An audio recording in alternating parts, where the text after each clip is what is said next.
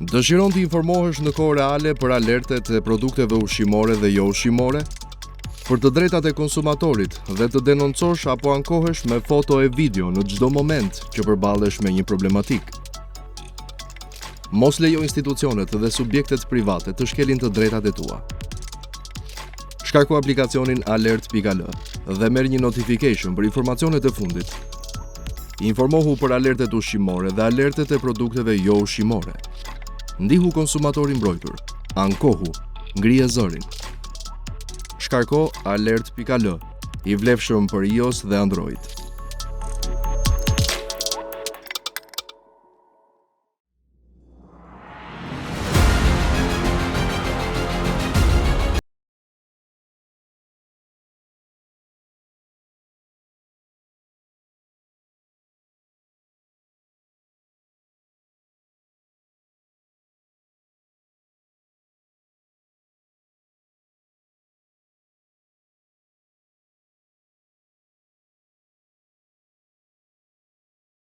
Dëgjues të Radio Prishtina, përshëndetje. Ky është emisioni Alert, si çdo të në orën 16 deri në orën 17. Së pari më lejoni që t'ju uroj 17 vjetorin e pavarësisë Republikës Kosovës, por edhe gjithë shqiptarëve kudo që ndodhen në mbar botën. Mos harroni të na ndiqni edhe në Facebook, për ju që nuk jeni në kolon, në makina apo në bare, mund të ndiqni në Facebook ose edhe në banesat tuaja, në faqen e Radio Prishtinës, në faqen e Gazetës Zëri dhe në faqen e Qendrës Alert, një NGO për mbrojtjen e konsumatorit. Unë jam Granit Sokolaj dhe do kam sot të ftuar zonjën Reze Gecaj, është pedagoge e biologjisë molekulare dhe të ushqyrit të njerëzit në Departamentin e Teknologjisë së Ushqimit në Fakultetin e Bujqësisë. Kënaqësi që u kam në studio. Mirë, kësashtu. Urime edhe ju për pavarësinë. Faleminderit. Do diskutojmë sot jo për pavarësinë, ne flasim gjithmonë për çështje që lidhen me konsumatorin apo tema të tjera sociale që direkt apo indirekt na prekin ne si konsumator.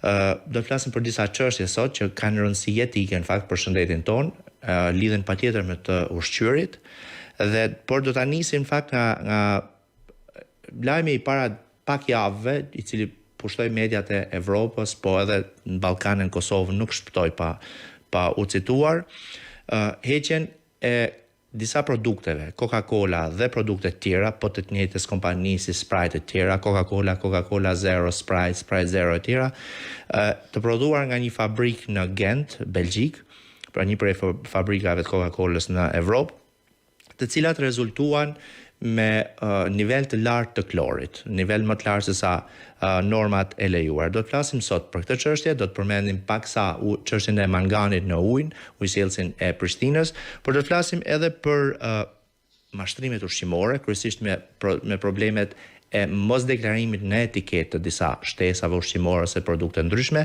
si dhe me biosigurinë kryesisht në ferma dhe rëndësinë e saj për shëndetin e kafshëve e mbi gjitha të ne njerëzve, sepse jemi ngushtësisht të lidhur.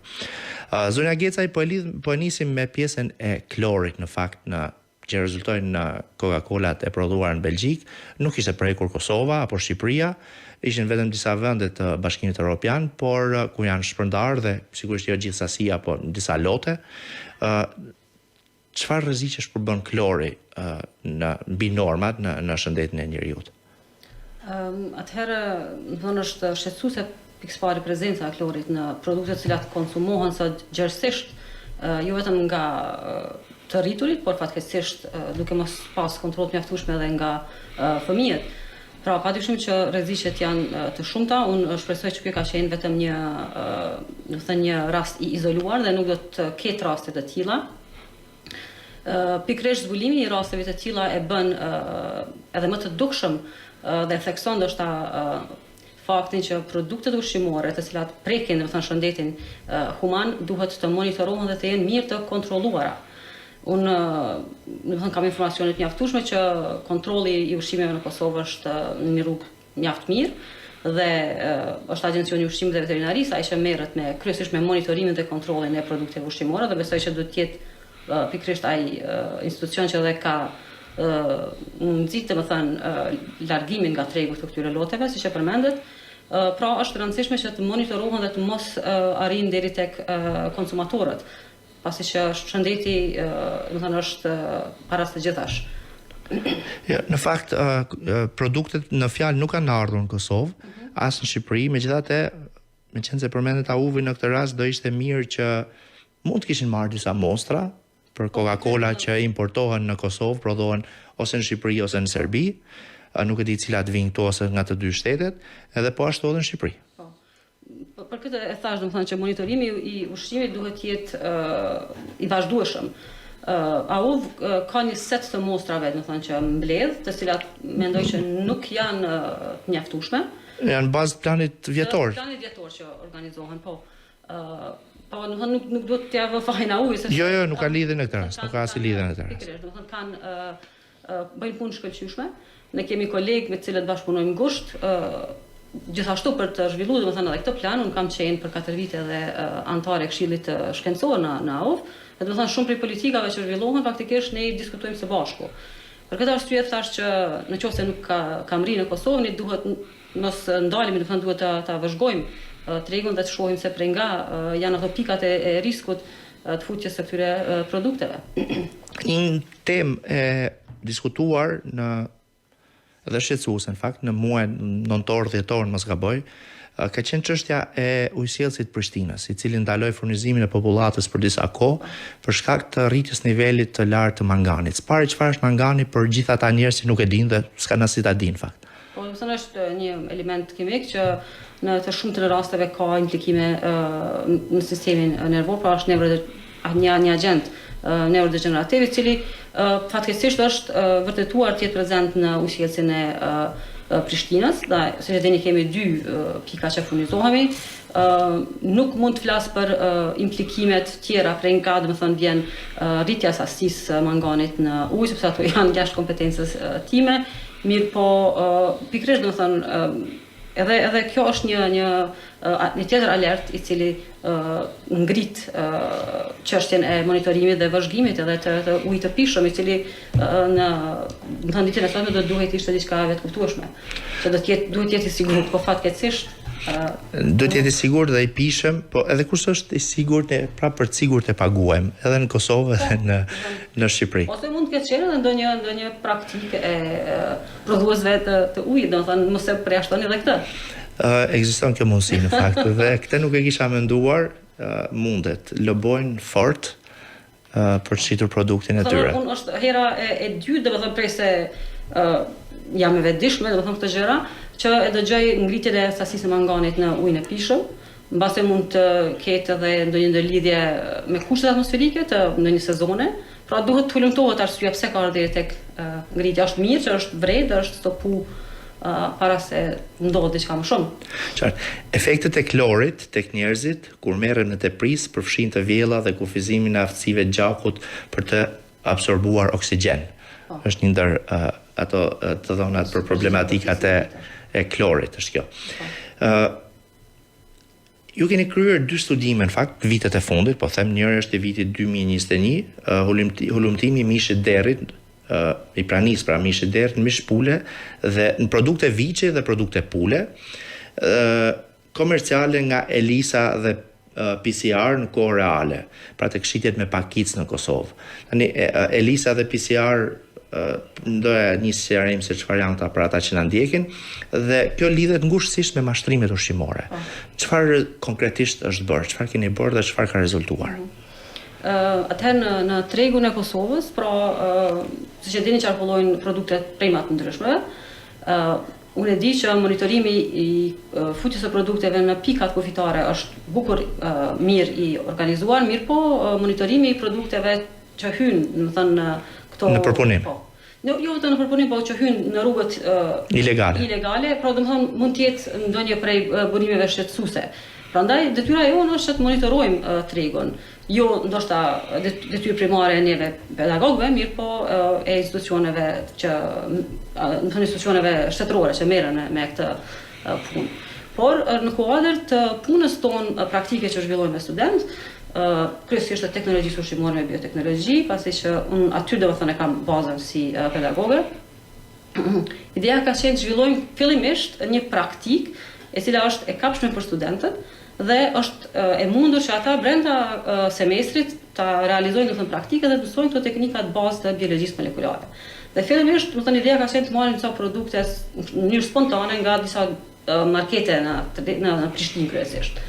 Dhe përmes kësaj pune domethënë të demonstrohen edhe këto dy teknika që i përmendet, ELISA dhe PCR. Pra këto janë dy teknika bazë në biologjinë molekulare, të cilat mundsojnë pra detektimin e dy agjentëve të ndryshëm. Pra këtu që qëndron edhe dallimi mes këtyre dy metodave, pra njëra detekton praninë e globulinave, kurse tjetra detekton praninë e ADN-s në këtë rast. Dhe në këtë aspekt ne pra kemi bërë një mbledhje spontane të mostrave, fillimisht për të standardizuar metodën brenda laboratorit, që në fund kur të merrem me punë të vërtet kërkimore, të jemi domethënë kredibil në rezultatet që i prezantojmë. Dhe siç mund ta keni lexuar domethënë nga punimi, nuk ishte e pritshme ajo që nxorëm, sepse nga 62 produkte sa analizuam në përgjithësi, 32 nga to rezultuan të kishin përvajtje të padeklaruar të mishit të derit. Do të thënë, këto kanë qenë produkte me bazë shtazore, pra kryesisht mish i gjedhit, në të cilat është zbuluar, dhe gjithashtu kemi analizuar edhe produkte të mishit të pulës, por ato kanë qenë më pak të prekura. Një sjarim, kur themi produkte mish i gjedhit, do thotë që janë produkte me mish gjedhi, pra sallam viçi, gjedhi, nuk është mish i grirë i etiketuar, po themi. Të mishit, do thënë të gjedhit. Pra nuk është mish i pastër, sepse aty edhe s'ke si ta manipulosh, mirë po janë këto sallamat e ndryshme, ta zëm suxhuku komercial që shitet, ta zëm 1 kilogram i tij kushton shpesh 90 cent, 90 cent është e paimagjinueshme. Gjithçka mund të ketë përveç mish. 1 kilogram mish viçi sot gjedhi kushton nga 7 deri në 13 euro në Kosovë, me sa e njoh tregun. 1 kilogram mish, po e dëgjoja dje në një reklam në radio, 1 kilogram suxhuk ishte 2.7 euro. Me 2.7 euro ose mish i bluar, i grirë, i bluar që thoni ju, 4 euro, 3 euro kilogrami. Vetëm mish mund mos ketë brenda. Ka kaluar nga mishi, po mish nuk ka brenda. Domethënë, kjo ka qenë edhe arsyeja pse kemi dashur të nxjerrim një dhënë të parë, sepse deri në këtë vitin 2019, nëse s'gaboj kemi filluar, nuk është që ka pas ndonjë informat rreth falsifikimit të ushqimit në këtë aspekt, sepse ne kemi falsifikime të tjera, të cilat ndërlidhen shumë më rënd me aspektet shëndetësore. Do të thënë, mirë po dhe kjo është një shqetësim, sidomos për konsumatorët që kanë të zëmë besime të caktuara apo dhe alergji të ndryshme nga prezenca e proteinave që mund të ketë një apo tjetri mish, mos mund të ketë apo mund të ketë më pak, kështu me radhë. Pra është shqetësuese sasia e prezencës së mishit të derit të padeklaruar në këto produkte. Imagjinoni edhe 8 në pul. Po. Këtu do të thënë është ndoshta një krahasim që mu personalisht më ka shqetësuar, sepse unë kam prit që mishi i pulës, me qenë se për nga morfologjia, domethënë struktura, është më lehtë manipulohet me mishin e derrit, domethënë kam prit që aty do gjejmë më shumë. Mirë po, jo, kanë qenë domethënë këto produkte tona dhe është ndoshta me rëndësi ceka që shumë prej suxhukut komercial, ose po, mirë po dhe prej suxhukut me recepturë tradicionale. Domethënë këtë se kam pritë, dhe arsyet mund të jenë prej më të ndryshme. Prandaj ky punim duhet të vazhdojmë më tutje, në fakt të hetohet. Të hetohet më tutje dhe të bëhet edhe vlerësimi i sasisë së mishit që është përdorur, sepse këtu padyshim kemi qëllime ekonomike. Domethënë janë të motivuara nga aspekti ekonomik, zëvendësimi një mishi më kualitativ me një mish më pak kualitativ.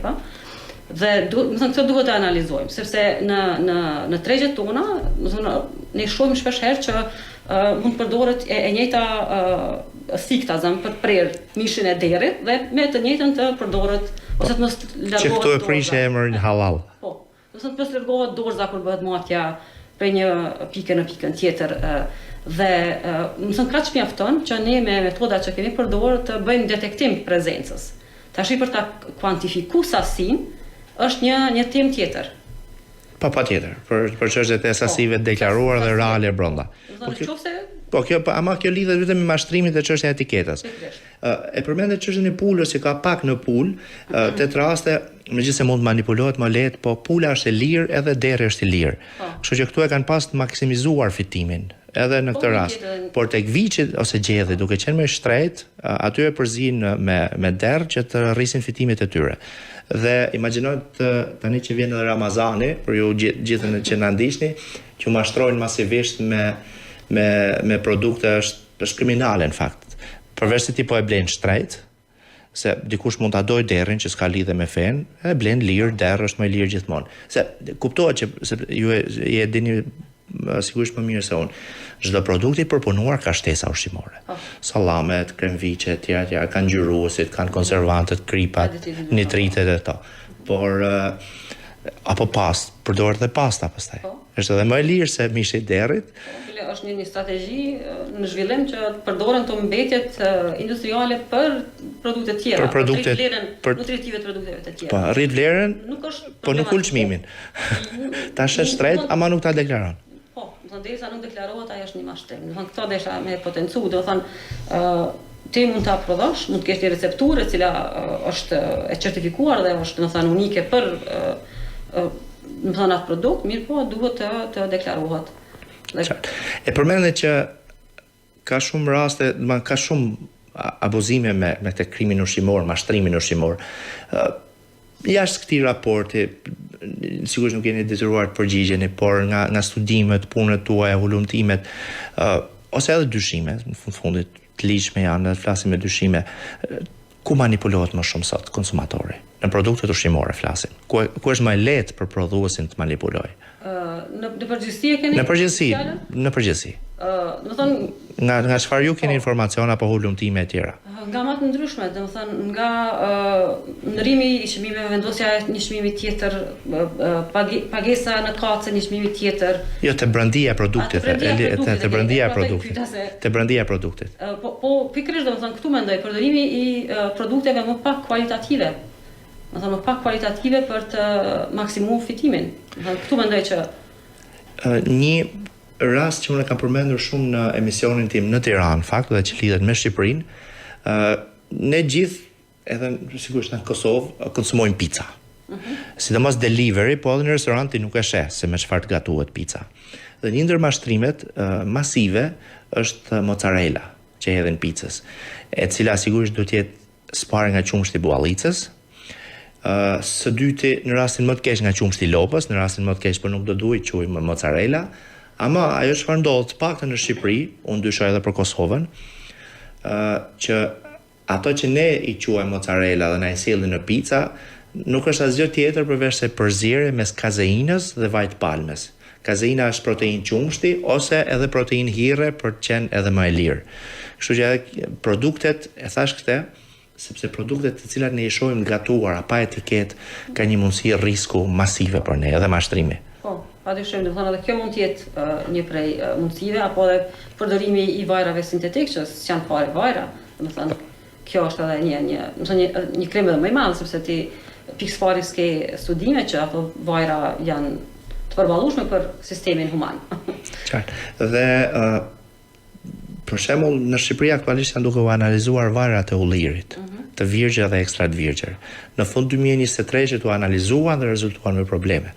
Dhe nga informacionet që kam, po vazhdojnë të kenë probleme, kanë bërsi, vaj nga bërsi ulliri, që është etiketuar i virgjë, i ekstra i virgjër, vaj shtesa vaj vegetal, që është në këtë rast është vaj lule dielli, edhe ai prap na shitet si vaj ekstra i virgjër. Një ndër rrisjet më të mëdha janë edhe fast foodet apo kebabtorët nëpër Kosovë. Ku, nuk dim me çfarë është prodhuar ai kebabi, pleskavica, ato majonezat apo salcat, ketchupet, të cilat her pas here vinë me paketim të madh dhe mbushin ato shishet e vogla dhe ne nuk shohim etiketën e ambalazhit primar. Ne qëndrojmë kushte disa, do të thonë, në atmosferë. Përveç kësaj, kjo është pastaj ai në temperatura të larta kur vjen vera e tjera, pa diskutim, dhe veza presupozohet që ka majoneza ka dhe vezë. Kështu që, megjithatë, duke qenë se po shkoj drejt ndërprerjes publicitare, kompania sallameve Hako, e cila tashmë është prezente edhe në Shqipëri, sjell për ju produkte halal. Dhe kur e them halal këtë, meqense se po afron edhe Ramazani, është e sigurt që është halal. Shkojmë reklama e kthehemi pas pak në studio.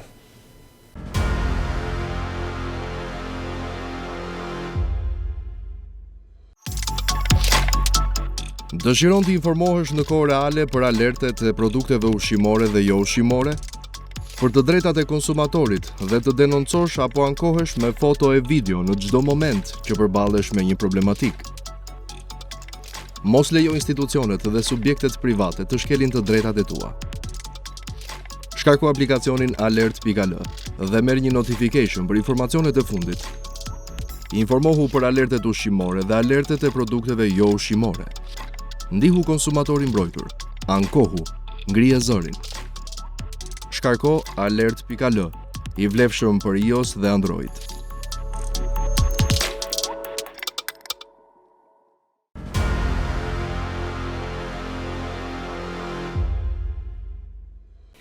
Jemi sërish në alert në këtë pjesë të dytë të emisionit përjavshëm në Radio Prishtina 16 deri në 17 pra çdo ton. Nëse ka dikush pyetje në fakt ose diçka për të na adresuar, 049749066 është numri i telefonit, SMS, WhatsApp, Viber, çfarë dëshiroj ai që na ndjek, do përpiqemi që t'i përgjigjemi nëse është pyetja e dedikuar për këtë temë dhe me zonjën Gecaj. Po flasim për rrisjet në shëndet të mashtrimeve ushqimore, konkretisht referuar një studimi të kryer nga profesore Gecaj në produktet e mishit, të përpunuara pra, të gjedhit dhe të pulës, ku janë gjetur edhe mashtrime ushqimore të padeklaruara në etiket, konkretisht për bërjet të mishit të derrit. Po flasim dhe do të flasim fakt në këtë pjesë të dytë edhe për biosigurinë e fermave, rëndësinë e saj në gjithë zinxhirin e sigurisë, qoftë kafshëve, qoftë sigurisë ushqimore.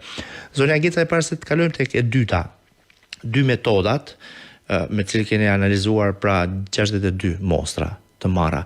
Pse duhet jenë të besueshme? Çfarë rëndësie kanë këto dhe sa janë të validuar apo të rëndësishme për një rezultat sa më të saktë analizave? Po. Atëherë në kërkimin shkencor, do të thënë çdo herë është e rëndësishme që metodat jetë e standardizuar, do të thënë brenda laboratorit dhe gjithashtu të jetë e krahasueshme me laboratoret të tjera. Dhe këtu ne kemi pas fat që të kemi një laborator të pajisur përmes një programi të Tempusit, i cili për herë të parë domethënë ka organizuar doktoraturën në universitetin në fakultetin e bujqësisë dhe veterinarisë, pjesë e cilit kam qenë edhe vet. Dhe pajisjet që kanë qenë prezente na kanë mundësuar që ne të standardizojmë domethënë këtë metodë, duke qenë prezent edhe ekspert nga Slovenia, të cilët merren domethënë pikërisht me këtë temë dhe janë si themi lider në fushën e detektimit të këtyre produkteve përmes metodave që u përmendëm. Metodat janë në thelb të ndryshme. Njëra detekton thash përbërje proteinike, kurse tjetra detekton përbërje të ADN-s. Pra, pse kemi pas qëllim që të krahasojmë dhe të validojmë rezultatin e nxjerrë? Sepse shpesh herë produktet që i nënshtrohen proceseve të gjata të përpunimit apo proceseve termike të përpunimit, ato mund të rezultojnë edhe në degradimin e proteinave. Dhe si rezultat, ELISA, domethënë që është një metodë e tillë, nuk arrin domethënë të detektoj prezencën, edhe nëse janë aty. Pra, ti fillimisht domethënë duhet të bësh një screening të produkteve që ke përzgjedhur për të analizuar, e pastaj duhet rezultatet pozitive ti konfirmosh me metoda. Dhe këtu, domethënë ne kemi zhvilluar një metodë të brendshme të laboratorit ton, duke përdorur domethënë disa primeri quajmë ne që janë tipik për amplifikimin e konstrukteve të derrit dhe kemi përdorur një metodë komerciale të PCR-it që pikërisht domethënë na është sugjeruar nga kompania Mediline nga Slovenia, e cila domethënë ishte në procesin e certifikimit dhe sistemi akreditimit të laboratorëve, të cilat fatkeqësisht për çështje infrastrukturale nuk kemi arritur t'i akreditojmë. Pra këto dy metoda kanë qenë metoda konfirmative. Pra metoda të cilën ne vazhdimisht e përdorim, PCR, dhe metoda me produkte të gatshme apo me kite të gatshme siç i referohemi. Pra janë rezultate të besueshme sepse janë të konfirmuara dhe të rikonfirmuara përmes dy metodave. Dhe në qoftë se domethënë bëhet një rikonfirmim i tillë, atëherë domethënë dyshimi duhet hiqet.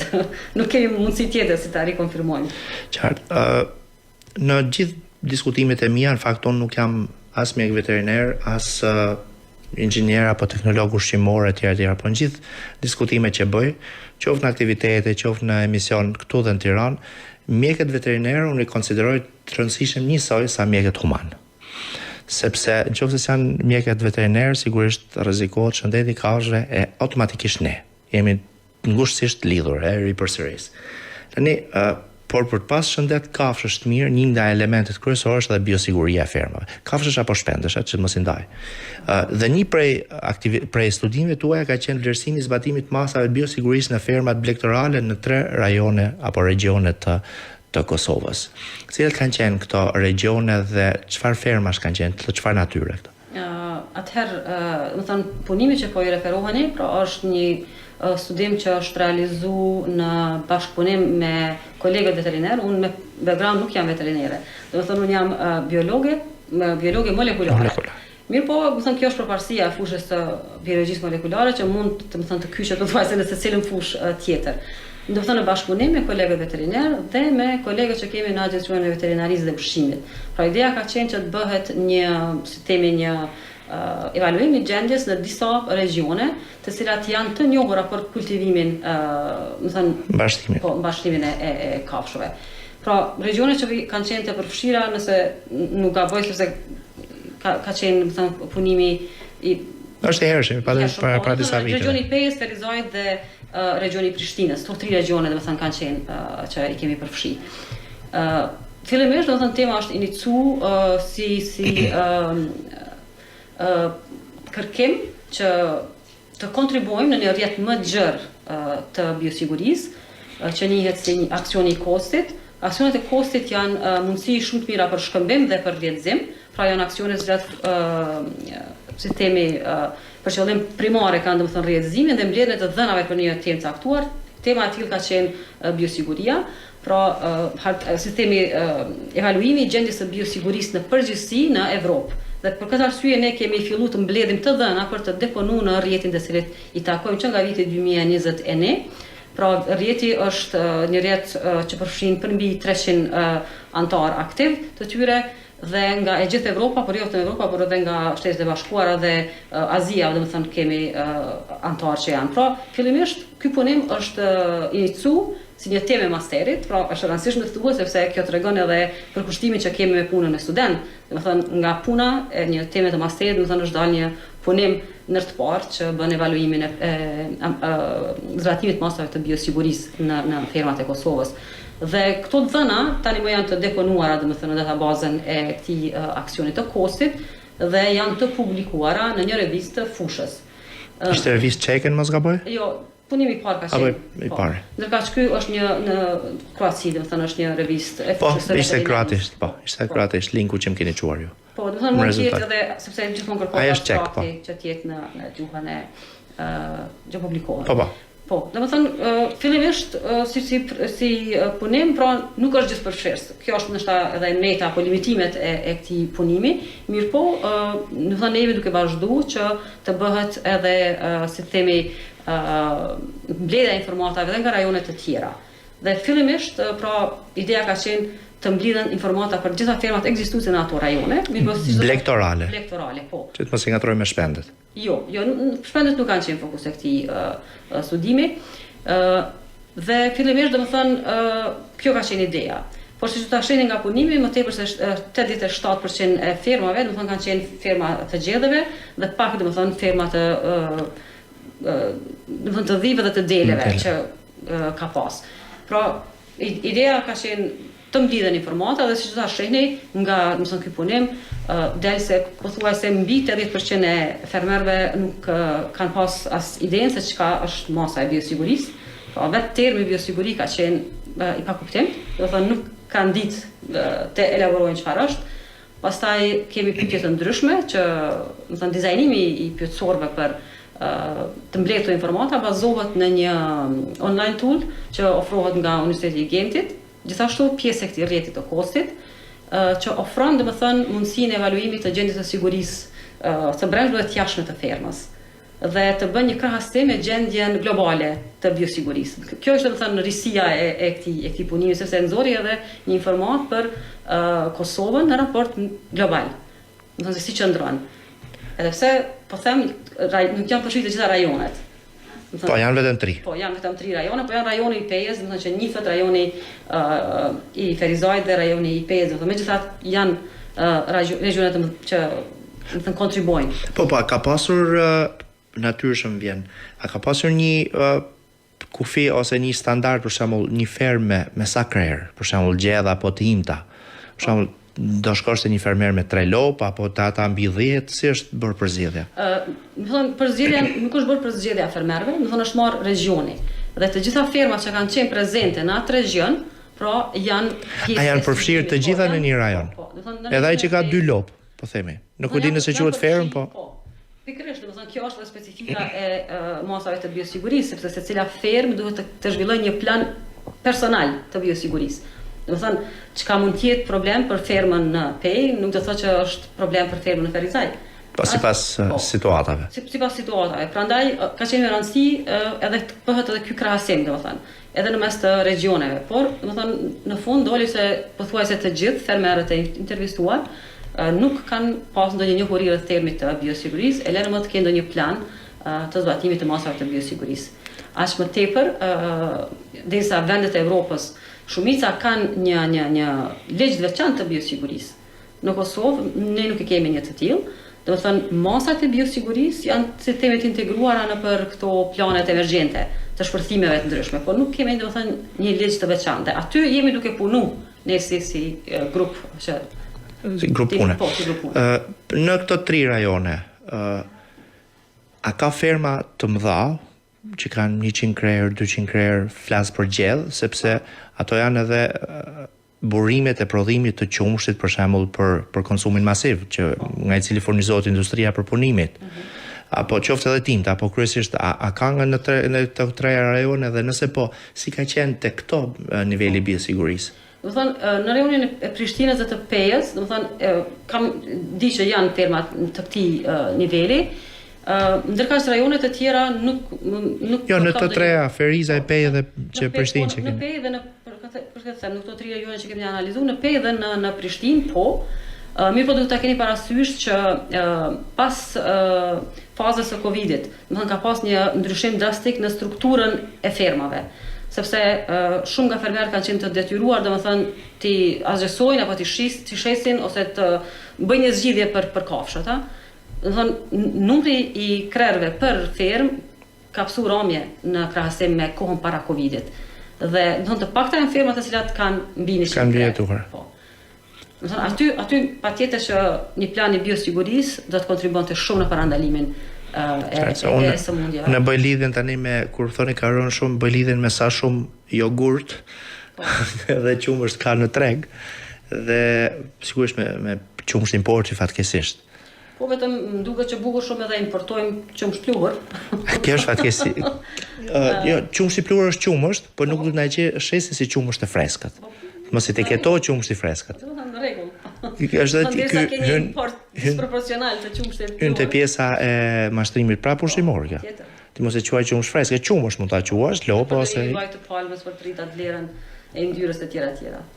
Edhe këto këtë pastaj do diskutojmë me Lamirin, jo me Lamirin do një ditë për statistika në fakt, në raport me Lamiri është stafi AOVK-s. Sigurisht kjo ndodh dhe fatkesia është kur nuk e deklarojnë. Se me vaj palme prodhon edhe Nutella, për shembull, por e ka deklaruar. Ose gjithë kostet e frutave, nëse dikush mendon që është me qumësht pluhur, pa më është deklaruar, përveç raste kur nuk deklarohet në formë mashtrimi. Ose jogurtet e vogla dyshojnë nëse janë me qumësht të freskët në fakt. Dhe prandaj nuk e quajnë askos, se kanë të ndaluar. Fakt është zhgënjyse kvaliteti i jogurtit në tregun tonë, në tregun e Kosovës. Do të thonë të vetën produkte të frutave, do të thonë jogurtit që vlen unë për vetë i konsumatot në konat që jo, edhe jogurti që është jogurt pa fruta. Do thonë është nuk e di. Gjithsesi, jemi në cilat kanë qenë problematikat më të kryesore të hasura në këto ferma të biosigurisë. Përveç faktit që një pjesë nuk e dinin fare se çfarë. Po aty kanë qenë një listë pyetje. Pra aty s'ke çfarë pyet pastaj. Pikërisht. Mirë, po çka është pozitive në gjithë këtë studim është fakti që fermerët kanë qenë të hapur për të përmirësuar, do të thënë, problemet që kishim brenda fermës, do të thënë, që të menaxhojmë më mirë problemet e shëndetit të kafshëve. Kjo është një pikë shumë e rëndësishme, sepse ata ishin të hapur domethënë edhe të informoheshin përmes qoftë përmes workshopeve të ndryshme apo qoftë përmes trajnimeve që mund të ofrojnë profesionistët e fushës. Pra kjo ka qenë një pikë pozitive, ndërkaq pyetjet kanë qenë të shumta. Diçka që mund të veçoj domethënë nga pyetjet që mu personalisht më ka shqetësu ka qenë fakti që kontrollat veterinare realizohen vetëm atëherë kur ka nevojë. Domethënë nuk kemi një rutinë të kontrollit veterinar nëpër fermat e tilla. Ata mund të kenë një domethënë firma mund të ketë një veterinar, mirëpo veterineri ftohet vetëm në raste emergjente, domethënë vetëm për të kuru, jo për të bërë një. Pa kanë veterineri si drejtues teknik, por që se thrasin, veç kur kanë një lop smur. Nuk është e pashpjegueshme kjo, sepse fermeri domethënë ka një rutinë të ditës. Dhe çdo ndryshim në rutinën e tij të ditës, ajo duhet të jetë shumë e bazuar dhe e motivuar për të bërë. Në anën tjetër ti ke edhe aspektin ekonomik, i cili shpesh herë të kufizon në zbatimin e masave të biosigurisë. Mirëpo detyra e profesionistëve, në këtë rast mjekëve veterinar, por edhe të tjerëve, është që fermerët të sensibilizohen për përparësitë e zbatimit të masave të biosigurisë në fermat e tyre. Në fakt, sensibilizimi dhe ndërgjegjësimi është aja, dhe më vjen mirë që ju thoni që e kanë prit mirë kur kemi shkuar. Jemi në kohë kur mortaja afrikane e derrit shpërthen gjithandej. Kosova ka pak dera, në mos gaboj shumë pak ferma dera, shparsimi dera. Numër të vogël.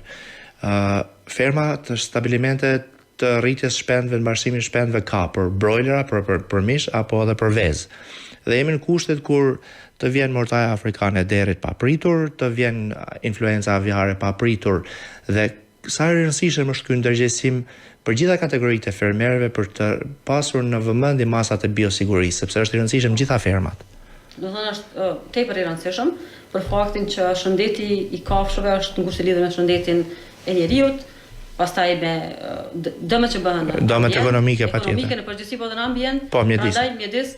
Prandaj është e rëndësishme domethënë që në mënyrë të vazhdueshme fermerëve tu ofrohet mundësi që ata të shkollohen, domethënë të kenë një edukim të vazhdueshëm në punën që ata e bëjnë.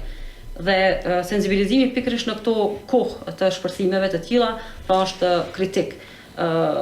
Një prej statistikave të EFSA-s është që në këto vitet e fundit faktikisht më tepër se 75% e sëmundjeve që kanë prek popullatën humane, ato kanë ose bazë shtazore ose vijnë nga ushqimi me bazë shtazore. Pra, kjo duhet të jetë një sistemi, duhet të jetë një obligim i gjithë secilit, ha? Do të thënë fermeri patjetër do ta mbajmë përgjegjësinë kryesore për rritjen në kushte të mira të sigurisë, domethënë të kafshëve, por edhe të tjerët. Për shkak kemi edhe aktorë të tjerë, keni prodhuesin, keni përpunuesin, konsumatorin, pra secili duhet në formën e tij domethënë të ndërgjegjësohet. Për të mos fol pastaj për smundjet zoonotike. Smundjet zoonotike janë ato që transmetohen nga kafshat tek njeriu. Dhe EFSA, për ata që nuk e dinë, është Autoriteti Evropian i Sigurisë Ushqimore. Cili është roli i Fakultetit Bujqësisë në Universitetin e Prishtinës, pra në gjithë edukim, ndërgjegjësim të totalisht fermerëve, po them, të gjitha natyrave.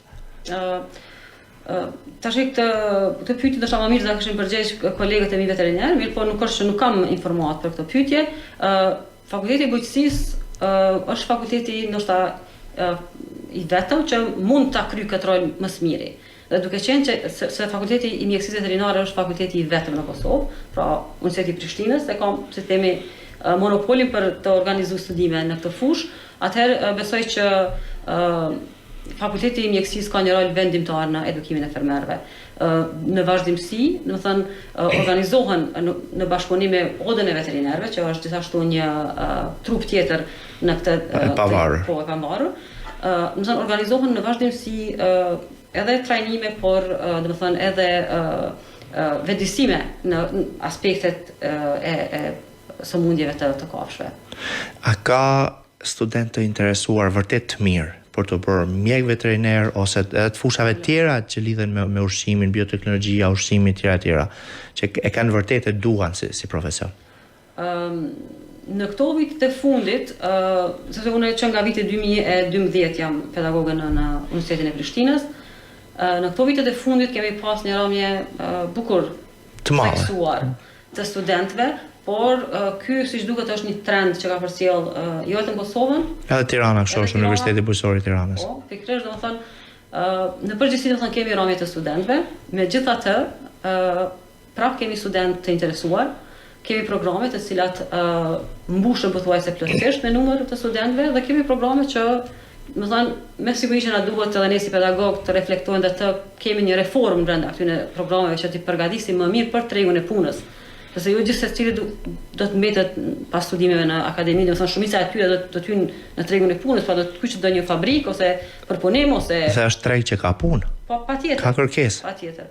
Dhe domethënë këtu e them që kemi studentë të interesuar, ne kemi pas një fat keq që ndërtesën e fakultetit e kemi ende diskutabile, mirë po shpresoj që këtë vit do të bëhet një zgjidhje, se kjo ka qenë siç duket ajo pengesa për studentët kur kanë bërë zgjedhjen se ku do të vazhdojnë me studime, por padyshim që kemi studentë shumë të mirë.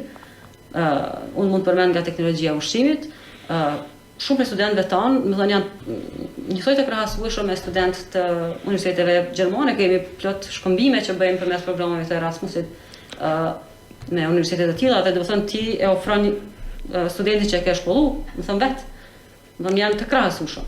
Qartë, javës së kaluar në fakt kur folëm për të ardhur në emision dhe që e kishit pamundur për shkak një udhëtimi, ju do shkonin në Shkup. Kishte një konferencë shkencore në mos gaboj. Çfarë ishte kjo? Edhe cili ishte roli juaj aty? Në Shkup, do të thënë kemi qenë në datën, do të thënë kemi qenë javën që shkoj faktikisht, ka qenë konferenca para përfundimtare, pikërisht e këtij rrjeti të kostit, që ka të bëjë me ngritjen e biosigurisë përmes trajnimit dhe edukimit, pra kështu quhet. Ngritja e biosigurisë përmes trajnimit dhe edukimit. Si pjesë e këtij aksioni jemi unë dhe një profesorish, do të thënë tjetër nga Fakulteti i Bujqësisë, kontribuojmë prej vitit 2021 me të dhëna të cilat i mbledhim, domethënë përmes agjencioneve të ndryshme që funksionojnë domethënë brenda Kosovës, dhe aty kemi bërë prezantimin e të dhënave tona. Pra, ky aksion i kostit ka pas disa pika kryesore, domethënë pika e parë ka qenë evaluimi i zbatimit të masave të biosigurisë në Evropë dhe në vendet e Ballkanit. Sepse ne në fakt nuk jemi antar të plot të kostit, por jemi si vende si themi near neighboring country, do të thënë jemi vende para aderimit, në fakt ashtu i bie. Mirë po, kemi të drejtë të deponojmë informata rreth temave, do të thënë që shqellohen, dhe kjo ka qenë ndoshta kontributi më i madh që kemi mund dhënë, sepse e kemi vendosur si themi Kosovën në pjesën, do të thënë si pjesë të atij rrjeti që përfshin të gjitha vendet e Evropës, dhe të dhënat për herë të parë do të jenë edhe të qasshme, sepse nga këto kontribute që ne kemi bërë kanë rezultuar publikime shkencore, të cilat mbajnë domethënë llogon e Universitetit të Prishtinës. Pra, kjo ka qenë një konferencë në të cilën ne kemi prezantuar të dhënat mbi gjendjen e biosigurisë në Kosovë. Qartë. Zëra Gecën, nëse nuk keni diçka për shtuar, unë ju falenderoj që ishit në alert. Më vjen mirë gjithashtu. Jeni e mirëpritur edhe pa ftesën time, sa herë që të keni diçka që na vlen ne gjithëve si konsumator, ju, kolegët tuaj dhe kushdo tjetër në Kosovë. Ishte kënaqësi që diskutuam bashkë. Të nderuar dëgjues, ky është fundi i alert për ditën e sotme. Do të shihemi dhe dëgjohemi të hënën e ardhshme në orën 16. Deri atëherë, mirupafshim.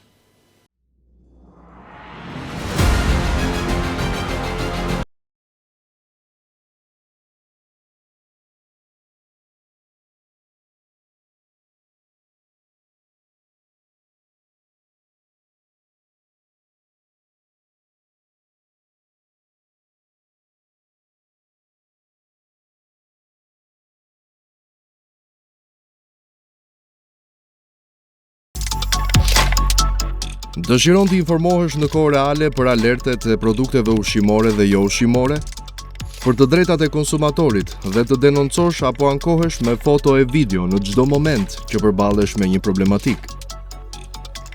Mos lejo institucionet dhe subjektet private të shkelin të drejtat e tua. Shkarku aplikacionin alert.al dhe merr një notification për informacionet e fundit. Informohu për alertet ushqimore dhe alertet e produkteve jo ushqimore. Ndihu konsumatorin mbrojtur. Ankohu, ngrije zërin. Shkarko alert.al, i vlefshëm për iOS dhe Android.